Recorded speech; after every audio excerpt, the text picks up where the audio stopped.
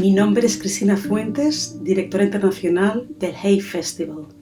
Bienvenidos todos a este espacio donde estamos explorando con las grandes mentes de nuestros tiempos cómo imaginar el mundo después de la pandemia, a través de charlas y conversaciones con vuestras preguntas. Esto en colaboración con SURA, nuestro aliado regional para América Latina, y BBC Mundo. Conversemos con los que piensan nuestro futuro. Gracias. Hola, mi nombre es Ana Pais y soy periodista de BBC Mundo. En el día de hoy voy a estar entrevistando al Premio Nobel de Química, Venki Ramakrishnan, en el marco de la 10ª y última charla del ciclo virtual de entrevistas que estuvimos haciendo junto con el Hay Festival y BBC Mundo, llamado Imagina el Mundo. Así que, welcome Venki. Buenos días. Buenos días para ti también. Bueno, I'll do a brief presentation of your life and work in Spanish, and then I'll switch back to English for the questions. So, Venki Ramakrishnan nació y se crió en India en una familia de científicos, y luego de algunos años estudiando física en Estados Unidos, cambió de área y se pasó a la biología, donde terminaría especializándose en biología molecular, y particularmente en estudios vinculados al ribosoma.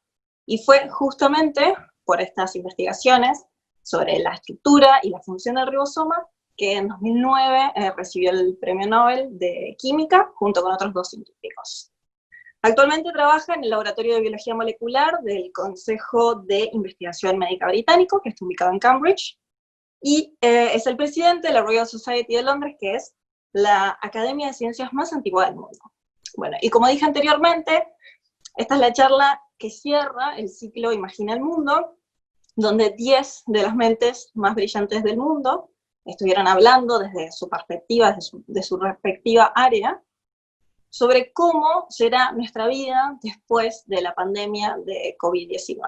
So, voy a volver al inglés. So part of the dynamic of these talks is that it won't be me, but our audience who will be asking you the questions. And just to be clear, I will not always say who sent the question, because sometimes the person wants to stay anonymous. Yeah. Can I say a few words in Spanish? Yes, please. Yeah. Lo siento, pero aunque he estudiado español unos años, ahora he olvidado todo mi vocabulario. Así solamente hablo en inglés ahora. Sí. Yeah, that's cool. Well, but that was very good. A very good Spanish. Thanks for everybody who sent questions. And so here's the first one. Samantha Melchor asks if you, as a biologist, think that this pandemic could have been foreseen or even prevented. I think prevention would have taken a lot of efforts on the part of governments all over the world. But it was predicted. It was predicted by many people. It was, Bill Gates had a TEDx talk on one of the most dangerous threats would be a pandemic. And it was also the #1 risk on the UK's risk register. So anyone who was surprised by it simply was not well informed. It was always a threat. And there is, even after this pandemic, there will be future pandemics which might be more dangerous, in the sense they could be a more dangerous virus that spreads in this similar way. So, but prevention would be very hard, but dealing with the pandemic would require preparedness. And it would mean that countries would have to set aside some resources, some infrastructure, etc. And one analogy Bill Gates made is that even if we don't want to fight a war, we prepare by having militaries, even during peacetime. Okay, and we have a standing army, we have things like that. And you could regard that as a waste of money, but it's actually a kind of insurance policy. And so we may want to have preparedness, reserve capacity in hospitals, reserve staff, who are doing other jobs, but who are trained. So when a pandemic comes, they can be called on, etc. Good. And there were lots of questions showing some skepticism, I must say, about our ability and will to stop polluting the world and destroying biodiversity, as well as coming out of the pandemic being less arrogant as a species. These are all things that you mentioned in a talk that was published, by the Hay Festival on YouTube a couple of days ago. So first, let's talk about the environment and how can we start living harmoniously with nature, and why is it so important? I think part of the problem is that in economic models, the environment and nature is not accounted for. So when a company manufactures something, the environmental costs of the manufacturer are not included in the costs. And one approach that we are studying in the UK is how to include the cost. You have to think of biodiversity as an asset, just like, if you have oil wells, that's an asset, or if you have natural resources of some other kind, it's an asset. So you can think of biodiversity as an asset. And if you're destroying biodiversity, you're destroying your assets. So you could include that in the economic cost of doing business and impose, regulations, etc., which would take into account that cost. I think that would be a way to change practices. Because otherwise, I think without regulation and without, broad consent from governments throughout the world, you can't rely on individual companies and corporations, let alone individuals, to change it. So it would have to require a mass movement. Good. The second thing is the arrogance of human beings, a concept that draw a lot of attention between our audience that you talk about in this video I was talking about. So what did you mean by that human arrogance, and why do we need to change it? Well, we live in a very complex world, and what has happened in the last sort of 100 years, or maybe even longer, is that we have become technologically very advanced. We can fly all over the world. We have, satellites, internet. We discovered antibiotics. So for the last 60 years, if you have bacterial infection, many of them can be treated by antibiotics and so on. And so this gave us a feeling that we're somehow masters of the universe. Everything is under our control. We are the boss and so on. And what this pandemic has shown is that, look, here's this virus with 30,000 bases, in its DNA. It's an RNA virus, but you know what I mean. 30,000 bits of information in its genome. We have 3 billion bits.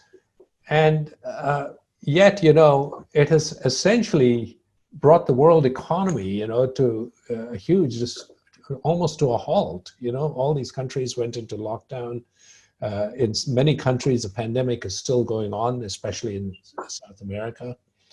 And so it tells us that we are not actually in control of everything. And, this is happening with climate change, with flooding, with, tornadoes, hurricanes, etc., as well as diseases and so on. So we must try to have some humility and realize that although we know a lot, there's much, much more we don't know. And we also don't know enough about how to optimize our place in the world, where there are lots of other living things. So that's what I meant, I think, by humility, to understand the limits of our knowledge and to try and, be a bit more humble in the face of nature. Good. So you also talk about in this video, you also talk about inequality. And related to that topic, Jonathan Rabasa asks, if only the powerful and rich countries will survive after the economic recession we'll be experiencing at global scale, meaning inequality won't be solved but will get worse. What do you think about that? I think unless we make a serious effort, your question, the person who asked the question is correct. That is, there is a serious risk that the pandemic will actually make inequalities worse. You can already see, one of the things was that the pandemic is a great equalizer. After all, everybody can be affected by the virus. This is not true. If you're wealthy, you can live in your villa and socially isolate yourself and have people bring you food and supplies and so on. You have access to the best medical care.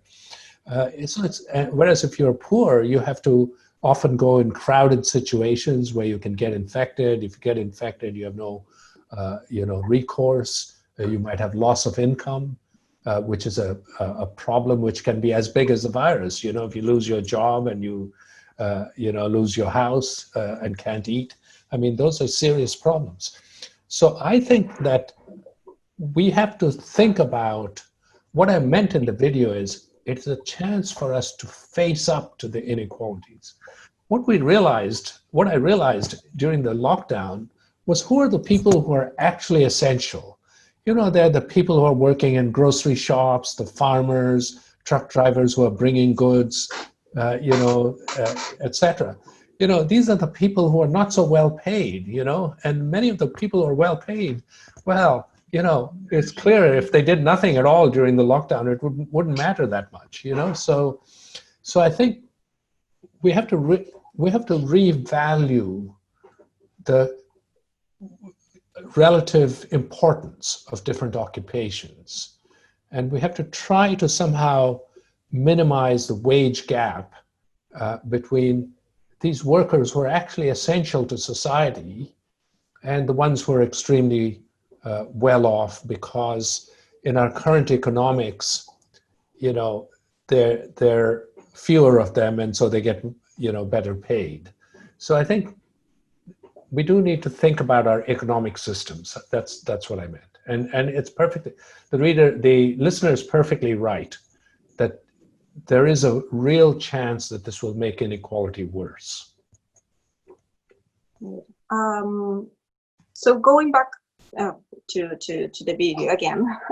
So you say all pandemics have brought out the best and the worst in humans.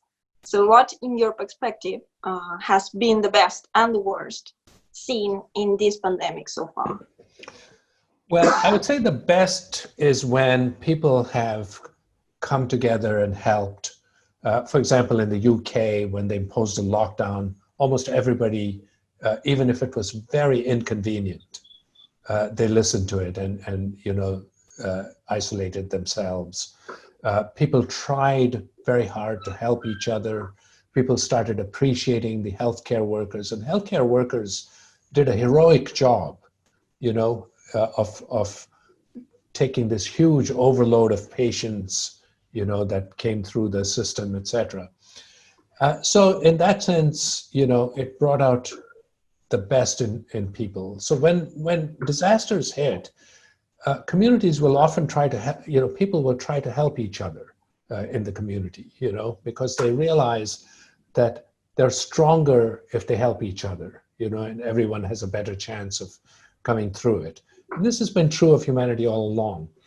But it has also been true, and this is not just in this pandemic, but in every previous pandemic, including the Great Plague that destroyed, a quarter of Europe's population, that it also creates prejudice.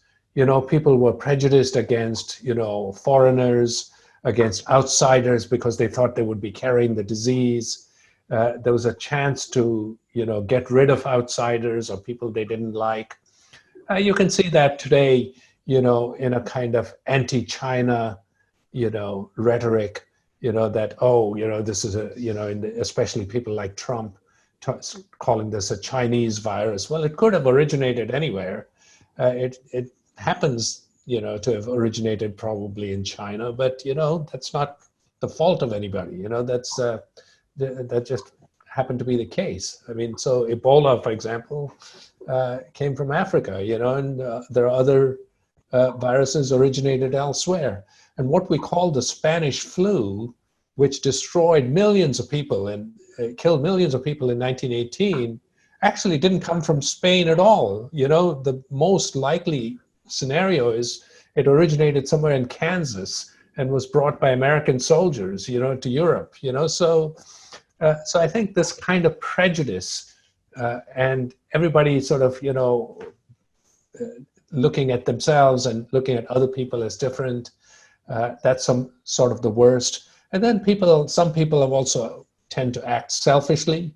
For example, you can see that, all the supplies of toilet paper or hand wash, sanitizers, all disappeared from the stores, They were not thinking that, other people need it too, They would say, I need my supply and, I want, to be sure. And then I heard in the US, lots of people were buying guns, because they thought, people will come after my stuff, and I need to protect myself. So I think this sort of shows you the sort of pettiness of humans as well. Also, there was one question that I see. Yes, because you were talking about, hoarding things. And so there's a question that says about how can the poorest countries, what can they do about when some rich countries are hoarding drugs or medical equipment to combat the COVID-19? Yeah, I think this is a terrible thing. For example, buying up the entire supply of remdesivir, as was done by the US. I think what people have to do is work through international organizations to try and ensure that there are generic routes for medicines. So, for example, in remdesivir, there has been a license to allow poorer countries to market it, to produce it and market it at lower cost, okay? But if you're a well-off country that's not the US, then you don't have a supply, because you have to go through the US. So it's a very complicated situation. I would say that the way to do it is to have pharmaceutical companies that are not just based in rich countries. For example, India has a lot of very good pharmaceutical companies. I know there are some in South America. There are, of course, many in China. So I think, if the capabilities are spread throughout the world and agreements are made that, if something really turns out well, that it is widely licensed so that there isn't a, monopoly on these drugs, that might make it more widely available. The other question is, as I mentioned in the beginning, your Nobel Prize was for your research on the ribosome. That, among other applications, it has been important in the production of antibiotics. So the thing is that before the crazy COVID-19, antibiotics resistance was considered one of the biggest threats to global health. Now, after all that's been happening in this year, during this year, do you think that this threat and others we were considering before are not that big anymore, or that things actually can get worse? Oh, I think it's still very much a threat, and it could be even in combination. For example, if you get a viral disease that inflames your lungs, etc., and makes you more susceptible to bacterial infection, then you could have a double problem. And one of the things that the world is really very poorly prepared for is, what if you get more than one emergency simultaneously? For example, you could have a pandemic, and in the middle of the pandemic, you have an earthquake or a flood, and now you have to deal with multiple problems at the same time. And of course, we don't talk about the growing problem of climate change, which is like a slow you know, increasing risk, you know, because it's happening at a rate that we don't seem to perceive in our everyday life, you know, and we slowly sort of get used to the next level and the next level and so on. And I think that's another serious problem. What would happen if, you know, you had combined risks of disease, flooding, you know, and other things? And so I think, you know, antimicrobial resistance is very much a continued risk. And you have to think of it as, you know, multiple risks that we face. And we have to try and be resilient by preparing for multiple risks. So when we insure our house, we don't just insure against flooding. You know, we also insure against fire, against, you know, damage by hurricanes, you know, etc. So you have to think of that as, you know, we need to sort of think about it as a comprehensive insurance policy. So this person really did the homework, and so she says that she didn't study at top institutions in India nor in the US, and asks, why do you think you came so far as to win the Nobel Prize? I think it's a combination of a lot of things. One is that I if I didn't succeed at something, I didn't just leave science. I could have done that, and I could have gotten some other sort of job, but I either would change my field, like going from physics to biology, or changing my method of approach. For example, when I was about 40, I went off to learn crystallography, which helped me solve the structure of the ribosome. And then 10 years after the Nobel, 15 years later, my lab started learning electron microscopy, because that was where the new technique was. So you have to be open to change and open to, you know, also moving. You know, I moved around constantly to try and give myself a better opportunity. And many people don't want to make changes in their lives. And that's you know, that's sometimes a barrier.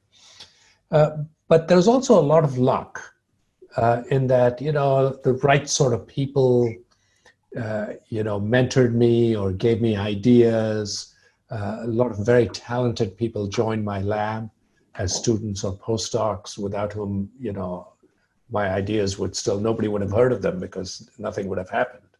So I think, you know, it's a combination of a lot of things. And anybody who, unless they're a theoretical physicist or a mathematician and they did everything by themselves, and even they don't work in a vacuum, they work in an environment where people give them critical feedback.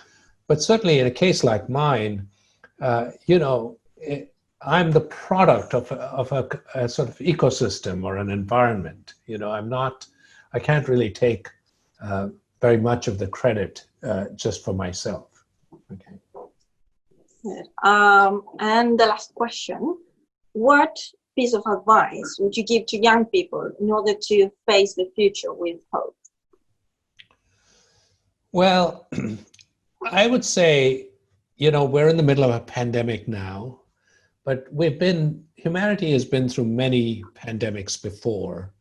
And, you know, this pandemic may last a year or so, and then there'll be some solution that'll be found at some point, and things will eventually return to normal.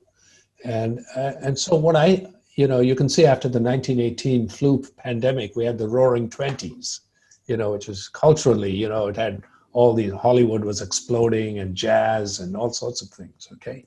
So I think, you know, we have to take the what I would tell young people is take the long view and think about what it is that you want to do, and, you know, try to figure out how you can get there. You may not be able to get there in one step, but what would be the first step you could take to get towards your goal?